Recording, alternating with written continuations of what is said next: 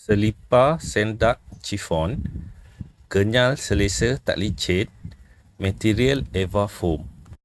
Sesuai untuk buat jalan, pakai dalam bilik air basah pun okey.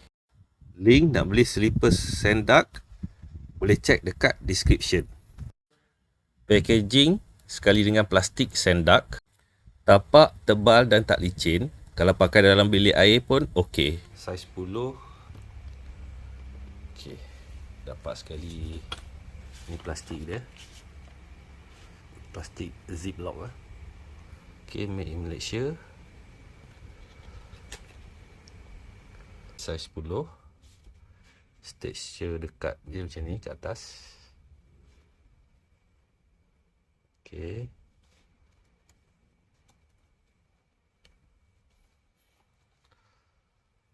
Texture secara dekat. Sendak chiffon.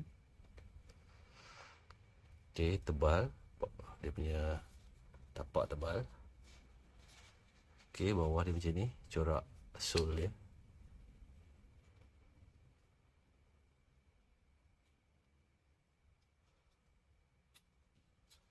Okey, kelembutan, kekenyalan dia macam ni.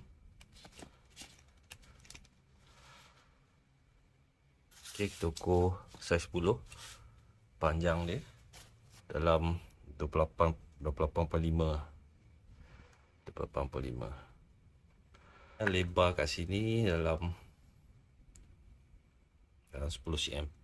Kat sini lebar dalam 7.5 lah. 7.5. Dia cuba pakai selesa ke tak kat bahagian sini. Ada rasa terganggu ke tak. Dia nak buka tag dia. Nampak ada bulat dekat sini. Penghalang dia. Tarik.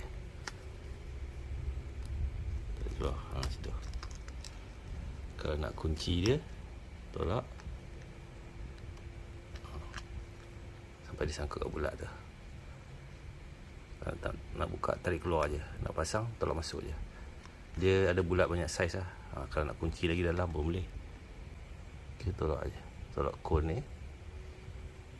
Macam tu. Sampai dia lepas pada bulat ni. Itu kunci lah. Selesa. Lembut. Cumanya kaki saya besar, panjang.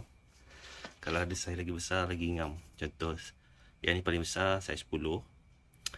28.5. Kalau ada saiz 11, 29.5. Untuk orang kaki panjang, lagi ngam lah. Dan kalau kat bahagian sini lebar sikit, lagi sedap. So far selesa. Cumanya untuk penambahbaikan, kalau ni bahagian sini lebar sikit dan ni panjang sikit dalam 29.5. Okey, macam tu. Tapak tebal. Okey, boleh lah. Boleh. Selesa. Okey, beza dia dengan yang slipper yang murah ni. Yang murah sikit dia dalam RM3, RM3.5 macam tu. Dia punya tapak nipis lah. Yang sendak ni, tapak dia tebal. Tapak sendak tebal lebih kurang dalam 2 cm. Kalau yang slipper yang murah sikit ni, dalam RM3, RM3.5. Dalam tebal dalam 1.2, 1.3 macam tu cm. Kalau ni pakai yang ni, okey, boleh juga. Cuma nipis dan tak lembut juga. Tapi yang ni lagi selesa lah. Ni lagi selesa. Ni pun selesa juga. Ni lagi selesa. Kemudian air tak bertakung lah. Sebab air dia masuk bawah-bawah ni. Nanti kita jalan, air akan lepas lah. Jatuh. Satu lagi, sebelum ni saya ada pakai kasut macam ni juga masa malam. Dia untuk indoor outdoor tahan, susah nak putus. Cumanya kat dalam dia kan macam melengkung. So kalau hujan ataupun kalau pakai pergi bilik air suka bertakung lah ni. Suka nanti lepas keluar pun rasa tak selesa sebab basah, air bertakung lah ni. So saya suka untuk kasut yang basah, design yang flat lah ataupun macam ni. Air akan jatuh kat dalam lorong-lorong ni. Nanti dia akan jatuh lah. So tak rasa basah sangat. So sekarang saya beli yang pasal ni, hopefully air tak bertakung juga.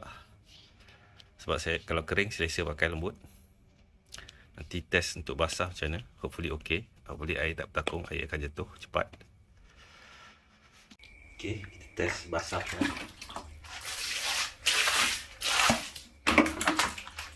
Okey. Okey, air tak bertakung sangat, okey lah. Kalau kasut yang melengkung dalam tu, air bertakung, dia flat je. So air tak bertakung sangat. Okey, not bad. Bila jalan basah bunyi sikit lah. Bunyi. Okey, basah bunyi sikit lah. Okey, yang penting selesa dan air tak bertakung lah.